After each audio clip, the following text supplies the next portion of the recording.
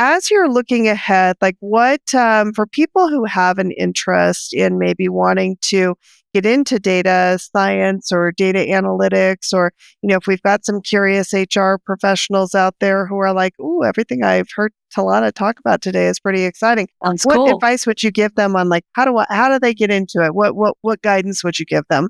I think I would start small, right? Okay. Start with something that you can actually do yourself. So, that one that I did on the whole historical corrections once, I was pulling down data from our, every payroll to see who had approved time cards. And then I was lining them up with who had historical corrections.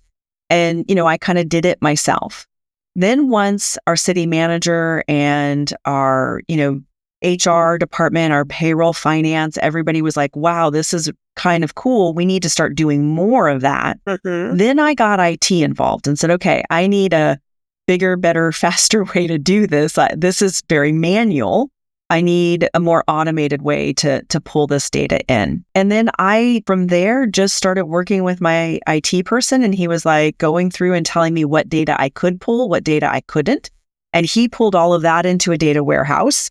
And then I had to go learn a business intelligence tool. And I could say that was probably the biggest, scariest one for me because I was like, okay, how does this beast even work? So, lots of YouTube videos on how to create metrics and, lots of, time of just fiddling around, right? Like I literally would put a metric together and go, ooh, I don't think that's showing me what I want. Let me retool that, because if you don't look at things in a way that can tell a story, it doesn't make any difference, right? And so, I would just say being curious, diving in, and then, leaning on others that know, like my IT person, right? Mm-hmm. He was able to get me a ton of data so that I could start looking at it. And then he helped me fiddle with some of it, and he learned the business intelligence tool with me. He picked it up a lot faster than I did.